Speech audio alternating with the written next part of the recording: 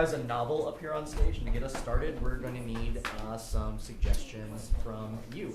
First of all, what's an occupation that your grandmother or your grandfather may have actually had? Cobbler. Cobbler, okay. Cobbler? Keep going. What else? Apple scientist. Apple scientist! I guess they study gravity.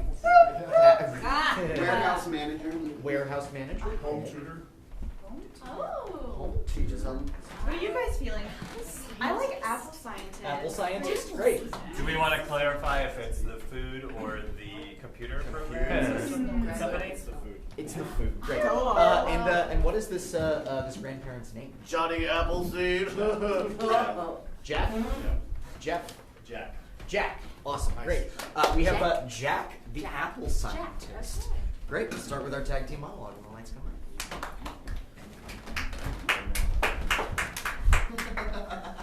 Jack was from a family that loved all fruit. Bananas, peaches, plum. Pineapples and tomatoes. Yes, they were all over his house because he grew up on a farm. His parents owned a 35,000-acre farm in upstate New York, and Jack grew up there. The house was built by his grandparents. Every piece of wood in the house was hand-carved and laid. Everything about that farm was history. The history that ran through that farm also ran through Jack. He had an enormous sense of duty, a duty to carry on the work of his parents, his grandparents, and his great-great-grandparents. By far, the most profitable part of the farm was the orchard. The apple orchard, not the cherry orchard, although the cherry orchard was very profitable itself. And the orange grove was coming along quite nicely. But The apples were Jack's passion. Jack always knew that he wanted to be an apple scientist. Apples were the apple of his eye. It's true. He loved them more than any other fruit, and he put all of his hours into them, day after day, studying them, studying the stems, studying the seeds. He poured his life into those apples. And the apples, in return, poured their life into him. He had 28 teeth with which he ate every type of apple. Granny, Smith. I guess it's Fuji, Rayburn, pink lady apple. He didn't discriminate against Red Delicious either. He loved every kind of apple. However, he was always worried he was not apple enough to the core. He felt that he was rotten, that there was a worm inside of him, eating him from the inside out, and that somebody would one day figure out that he was rotten, that he wasn't a delicious apple like the rest of his family. So he focused that energy outward and tried to create the perfect apple. And that's where our story begins. Chapter 1. Jack and the apple of his eye. He was outside in the orchard, in between two lines of trees. To his left were the Brayburn trees, and to his right were the crisp Granny Smith. And he was conversing with the trees and feeling their trunks and whatnot. So then I said, Grandfather, I don't really want to study oranges, you know? I'm more of an apple guy. You know, my apples are like my pets. I don't eat them. what did your grandfather say? Oh, you know, Grandfather. He Oh, said, yeah, we do. Yeah. Honey's in the oranges, you know? Go orange. Aren't you glad you aren't that way? Oh, I'm dropping my apple. Your grandfather always was a navel kind of guy. Love you. But I guess I'm gonna have to make a decision. You know, there's a whole big world out there, and all I do is come out here and love on my beautiful trees and talk to my best friends. I don't know. Everyone says I'm weird. I'm weird that I don't have real friends that will maybe like go see a movie with me. Oh, or, Jack. Time to branch out. Experience life. Turn over a new leaf. Yes. Pack your trunk and go. Maybe buy some rings. Good try, Steve. Good try. I'm working on it, guys. Oh, his bark is still not as good as his bite. Oh. Jack, your father and I have news to share.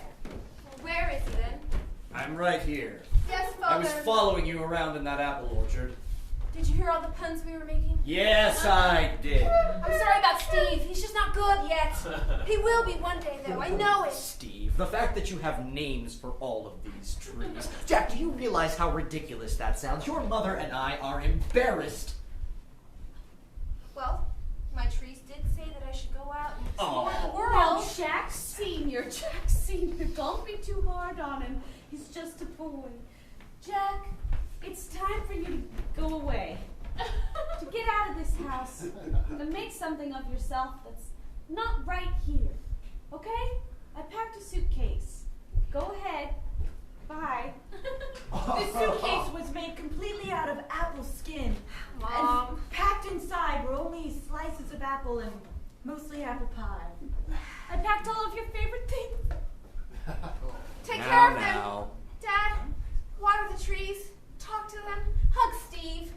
I Tickle look- Gary. I look after all my plants equally, Junior. And so, Jack set out to the Big Apple. The biggest apple there was. New. Look out, buddy! Get out of here, tourists! Hey, coming through! Well, go back to France, Frenchie. Oh, God, it's from a farm with trees. Hey, I'm walking here. Oh, yeah, I see that. You must be new around here, huh? Yeah, I'm from a farm. A lot of friends back there. We don't have- Steve, and there's Gary, and, well, there's Miranda, and You sound like such a popular guy. Why would you leave upstate New York to come to New York, New York? There was something incredible about Gary. The energy that crackled out of his eyeballs, the sort of way he drove his bicycle pedicab. He was a cool dude, a real city slicker. Oh man, Jack just had to be best friends with Gary. do you like apples? Yeah, I deliver them sometimes. Oh, I've got a couple slices here. You do? Yeah. I know a guy on the Empire State that would like a taste or two of those apples. Oh, really? Can Yeah. I hop in? You can hop in my pedicab and I'll take you back to Pedicab Central. I got a lot of friends here that you might like to meet. And so to Pedicab Central they went. And they met Gary's friend, a window washer who worked on the Empire State Building itself. Ah, yes, there he was. Thomas was his name. Gary! Yo, Thomas, what it do? Just hanging around. This guy's loaded with puns. You'd be shocked. He's got more window and glass puns than I've ever seen. It pains me to see you so far away. Yeah. Oh, my goodness. That's Well, him. I love puns. Gary makes the funniest puns back home, you know. He's Wait, been- you I can't hear you guys. Sorry about that. We'll talk a little louder. Okay. I've never been in a tall building before. This is the tallest. The tallest one in the world. That's right. I He like, knows everything about the Empire State Building. The height, the width, the volume. oh, how tall is it? Ask him about King Kong. Hey, remember that time King Kong here? He Ah. made a big mess on the windows, didn't he? It took me 3 days to clean one fingerprint. Right? Whoa, that's cool. Get a load of this guy, huh? Yeah. So I have some apples if you want some. Oh yeah, we'll throw them right up to you, okay? Ready? Okay. Up the apple went, and Thomas caught it with a precise grip. He's got a great grip, too. He took one bite, and he was transported away from his window ledge on the Empire State Building and to Jack's orchard in upstate New York. There he was, amidst the trees, amidst nature, things that he had never known as a city dweller. He A hug from a giggles. tree felt delightful and new and wonderful, and that was the sensation Thomas experienced with every bite of the apple. Hey, I pay you to fucking clean the windows. Clean the window. I can't eat through a window. Asshole. Are you you taking him to see Mr. Vanzetti? Yeah, I figured Mr. Vincetti could use a bite of one of his apples, you know?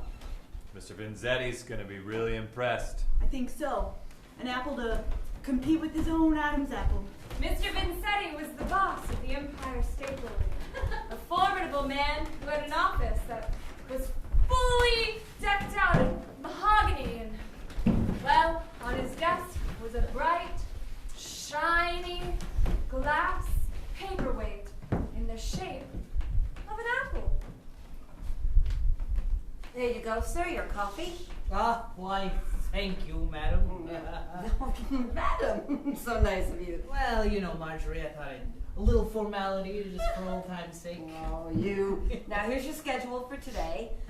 Your 2 o'clock I've had to move forward by 15 minutes. Okay. That way it gives you a little more room later on to go to the gym. Oh, perfect. Is that all right? Yeah, that's wonderful. Wonderful. Now, there is someone out in the lobby that wants to see you that's not on the schedule. Ooh, Mr. Vanzetti loved surprises. I love I surprises. know you do. That's why I asked them to wait. Shall I bring them in? Absolutely. Okay. All right.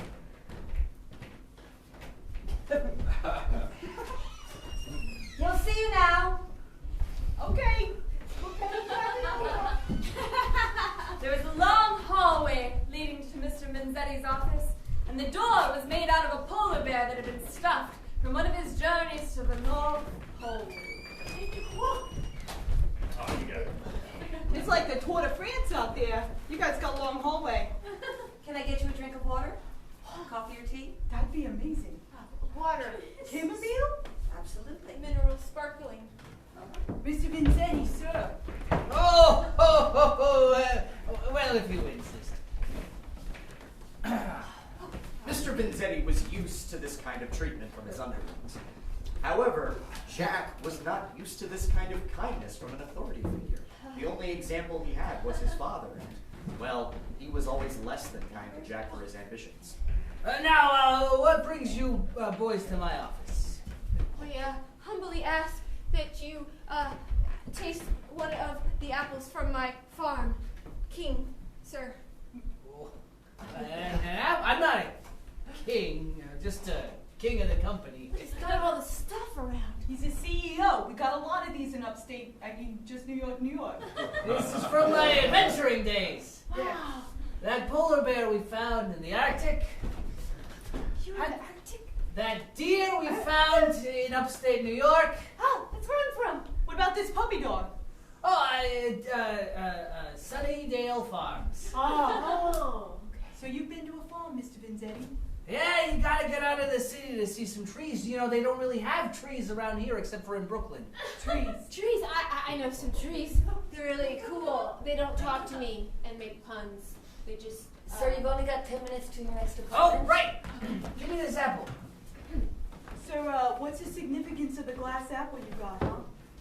Reminds me of the first time I ever tried a Granny Smith. And when Mr. Vanzetti bit into that apple, he was instantly transported to the very first time he tasted a Granny Smith apple, which was important because he was nothing but a child, and this was the last day he would see his mother. I'm nothing but a child, Mother. I'm getting ready to go out and make my way into the world. Son, I'm gonna go on a plane today. I'm Yeah. very excited about it. I'm also very excited for you to try this Granny Smith apple. It's very sour, like the time we ate the lemon, but not that sour. Just a little less sour. And Mr. Vanzetti remembered biting into the apple as he bit into the current apple in present day, which reminded him of biting into the apple from past. And it was this endless loop of apple biting that just rocked his world. And finally, he stood up with a jolt and said, Huh! That's some apple! Sir, This apple's dynamite! should we send it to the lab for analysis? Absolutely, we need to have a dozen of these in every apple pie, in every patisserie, every bakery, every restaurant. and thus kick off a montage. Extra, extra, read all about it. Brand new Empire apple hits the market. Extra, extra, read all about it. It's Empire apples incredible. were flying off of food carts faster than they could grow on trees. They were the most in-demand food item New York City had ever seen. Tell me, do you have any Empire apples? Oh, sorry, I just have regular apples. No! Ah! They're flying off the shelves! Panic, fear, riots in the streets over these apples. Empire apples! Empire apples! We want the apples! We want the apples! We want the apples! Well, you're in luck. This is the inventor of the apple. You see that Steve isn't producing like he used to back at the farm. What do you mean, Steve? I'm not just a tree. Go do tree science on it. No. The science is that I talk to them and they talk back to me and I love them. Well, you listen here, buddy. I need more of those apples. So you go talk to that tree. What? Are you okay, Jack? I'm fine. I just gotta get back to my farm. I gotta see what's going on. Tell me more about this talking to the trees. You believe me? Of course I believe you. Of course I do. Well, It must be the sound rhythm of your voice that reverberates within the bark of the tree that's causing the science that's making your apples more dynamic than any other apple we've tasted. no one's ever explained it to me before. Everyone just says I'm crazy and then I'm a loner and a loser. Now, before I was a secretary, I was a scientific degree. Oh, but you're a woman, so you can't be a scientist. Exactly. Darn. But you could. I'm a man, aren't I? Here, take my degree. Yeah. Now I'm a scientist. That was Yeah, just I'm a how scientist. things were done back then.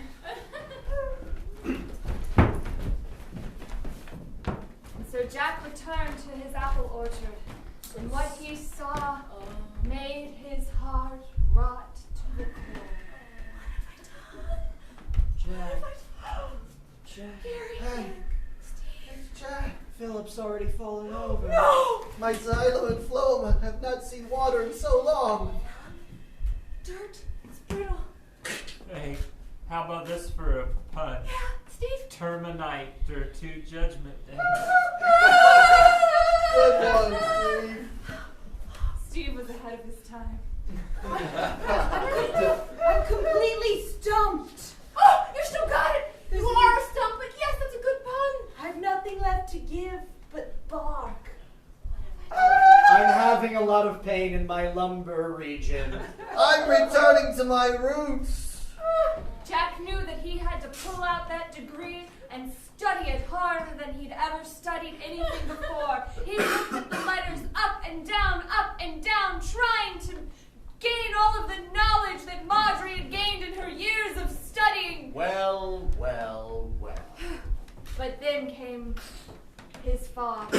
Look who's decided to finally return home. You promised me that you would water them and talk to them and ask them how their day went and set them up for jokes. Nothing. Ow. Jack, What did you do? I did what I could. But the rest of the farm was dying out while the apple trees were thriving.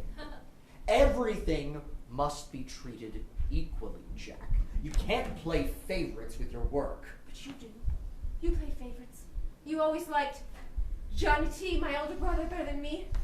That's why I had to turn to the trees. It's true, Johnny T preferred citrus and was his father's favorite. You're a hypocrite, Papa. And now, my beloveds. Maybe I'll just die with them. Jack, Yes, Papa. you can stay here in the orchard as long as you'd like, I can water them. but you won't receive any shelter or harbor from me. I don't need it, Papa. In New York City, I'm famous. They love me. They protest that I give them more of my... We'll see how much they love you without your precious apples. And the father walked away, his heavy footsteps echoing on the ground. And in Jack's memory, Jack looked at the trees. One by one, he began to speak to them and call them by name. Hey, Steve. Why don't you make like a tree and leave? Oh, yeah. Oh, I get it. That's Gary. so fun. Why don't you see that cat? Why don't you bark at it? Barking up the wrong tree. Yeah, even better. Pun after pun. Restored life. Tree pun. Coming out of my mouth. It's simple comedy anyone can do. It's the reverse sapping of my energy. Don't just lay there like a chair.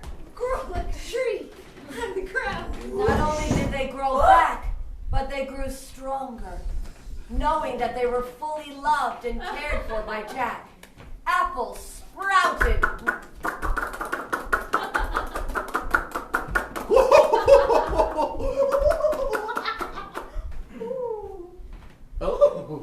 But Jack was in a situation. Guys, I can't stay here. I've got to go. But us. We're green with envy if you leave us. It will be an angry orchard. You guys keep thinking of them, man. I keep thinking we're done, but you guys keep at it. At that moment, Jack's friend George arrived on his bicycle. What? Jack, I heard you were back in town. I rushed over as soon as I could. How did you find me? You're always here at this True. tree patch. Excuse me, but I'm gonna put my branches down. It kind of feels better. This was the home George that Jack had made reference to the other George once. Yes, okay, sorry. You look like my other friend George from New York City. He rides a pedicab and, well, he got me into the You apple mean business. Greg? Yeah. I thought his name was Gary. It was definitely Gary. It's Gary, because I'm a Gary, and you made a comment like, I have a friend named Gary in the orchard. Wasn't there, but I heard about it. Suddenly, all the G names echoing in Jack's brain Gary, Glenn. gave him an idea. Garrett Gertrude. You're all I know what I'll do. Garrison. I'm gonna plant some apple trees in New York City on top of the Empire State Building. Who's with me? I'm coming with you. Okay. Any volunteers? You have my full support because I can't move. And with that, Jack ventured back into New York City, where the Empire Apple riots were in full swing. Apples. We want apples. We want apples. We want apples. What do we want? Apples. Chaos in the streets. Apples. Very polite chaos, but chaos nonetheless. Apples. Hey, you're that guy with the apples, aren't you? Yes. Where are apples, buddy? Yeah, what did I tell you about Kalazeki without apple science? Whoa! Apples were pouring off of the tree, Apples! and hungry people were grabbing apples by the armful. It's delicious. I don't need this sign anymore. I just need apples. That'll be $5 per apple. Take my entire bank account. Here you go. My kids don't need to go to college. There were so many apples being consumed by everyone in New York that doctors went out of business. Not a single doctor was left in New York. All of them fled to Doctor, I'm a nurse. Florida, the orange state. Since those apples came in town, I'm beside myself. With doctors gone, people lived hand in hand. Health insurance was no longer needed. All that was needed were the apples. Apple for me. Apple for you. Apple for 3. Apple for 2. Apples for me. Apples for you. Apples for 3. And apples for 2. Right. The Apple Kids Choir began performing. They would perform on Christmas, Easter, and every second Saturday of the month. They had many known hits and were featured on Saturday Night Live and a variety of variety shows. What's that in your stocking on Christmas Day? It's an apple. Oh, yay! What's that in Your your stocking on Christmas Eve? It's an apple from a tree named Steve. That's right. Steve had plenty of offspring that lived now on top of the Empire State Building. And they talked with each other and had a wonderful community atop the Empire State Building. Oh, hello, Steve 34. Hello, Steve, for 69. You said 69. Hey, give him a break. Although they inherited everything about Steve, they weren't as good at puns, but instead they had more of a dirty of mind. It's even easier than puns. My roots are so deep. Well, Steves, I gotta say, you produce a lot of fine Empire apples. Yeah, Steves, you're doing fine jobs for Apple. Mr. Vinzetti became their father of sorts. He took care of them when Jack couldn't be around. And he loved them like his own children. Let's have a game of catch.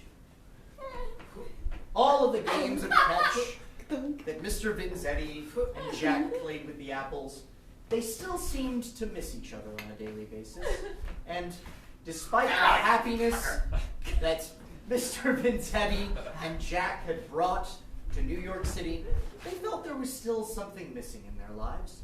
One day, Mr. Vinzetti was sitting quietly at his office, admiring the silver apple on his desk, when there came a knock at his door.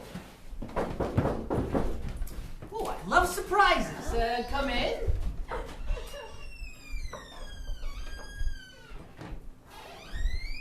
Mr. Vinzetti. Go ahead, you could say my name. Saul. Saul Guerrero. That's right. And you may know that you owe Saul Guerrero a large sum of money. Well, you may know that I have a large sum of money.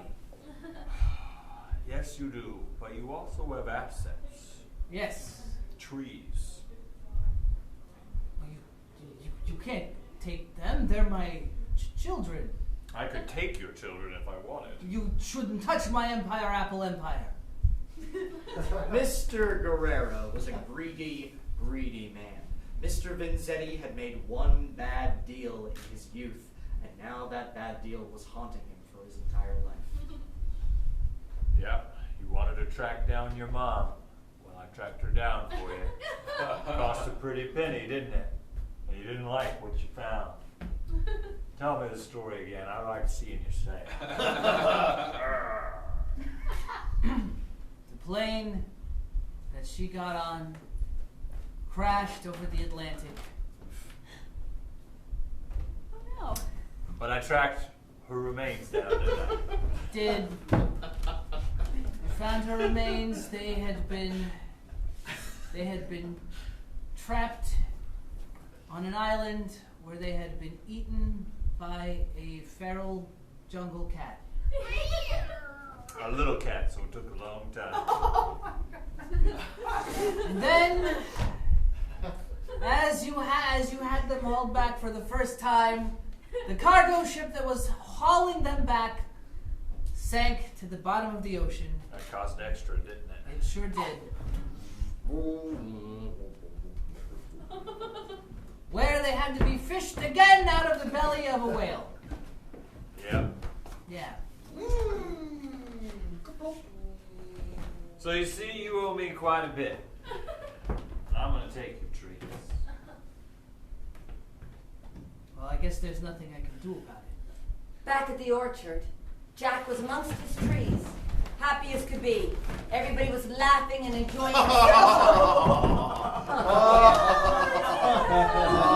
When suddenly, the roots of the trees began to shake. The trees began to quiver. What's going on, guys? They could feel their brothers and sisters' trees on the top of the Empire Building in New York being cut down. Steve's 1 through 69! Oh. Steve 48, no! Oh, Steve 32, I hardly knew you. They were crying out in rage. Jack, you gotta save them! And with that, Jack ran to New York. No. Scaled the outside of the building, passing the window washer. Oh, the other guy fell. It happened. And he got up to the top. That's right, boys. Just load them up in the container box. Whatever you say, boss. Whoa, whoa, whoa, whoa, whoa, whoa! Whoa! What's going on? Are you Applejack? Yes! You make good apples. Thank you. Jack looking around at his dead children on the ground. The remains of their roots. Apples stepped upon, bruised, broken. This was not a time for discussion or negotiation. Yeah. For the first time in Jack's life, he wasn't going to listen to someone else tell him what to do. How do you like them apples? You've been waiting your whole life to say that line, haven't you? Just 5 minutes. I've been waiting my whole life for this moment. Don't hurt my trees! Oh, I just kicked that tree on purpose because I felt like it. The rage built in Jack. You know what I'm gonna do? What are you going to do? I'm gonna crush your Adam's apple until you die! That'll teach you to mess with my trees. Now how do you like them apples? Slowly the blood seeped Is that what it into looks the like? soil, nurturing the apples. The apple trees grew. Through an astronomical rates. Apples tumbled off of their branches. Steve 69! Yeah, with them. I see why they call you 69 now. It's pretty gross. And just as the apple trees dropping apples was reaching its fever pitch, Check out my wood. Mr. Vinzetti emerged onto the roof. I got so many sticks. Daddy Vinzetti! King Sir! How are you? Dad! Daddy. Daddy! You're all alive. Barely. We drank some blood and we drank blood. It's a long story. We're vampires! We don't need to go into the details of how things happened, but yeah, let's never dig deeper than 6 feet on this. Mr. Vinzetti took a long look at Jack.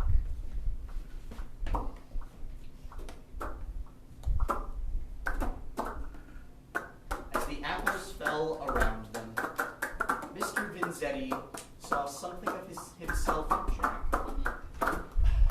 And it was the fatherless boy that was in his own heart. No one's ever given me an apple. And as Jack bit into that apple, he was transported. Transported to a dream world with he and Mr. Vinzetti playing catch in the meadow, Catch my apple. skipping stones down by the river, Skip your apple. catching frogs with a net,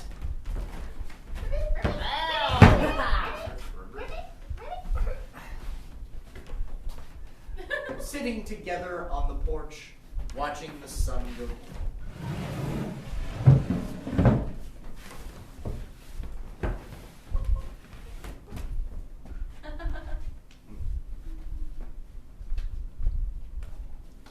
This was the life that both Jack and Mr. Vinzetti had always wanted. You're the apple of my eye. However, neither of them had ever seen it before. Jack, my boy. I'm glad you came to the big city. I'm glad. You're a good kid. You've got a good heart. If you stay with me, you'll go far. I'll stay with you. My roots are here. Steve would say. That's pretty good. Not Steve 69. He would say something like, I'm aroused. Yeah, I'm maybe not the best dad, but I'm gonna try hard. Harder than I did with the Apple kids. I can't help notice this relationship you have. Let's say it's the sauce.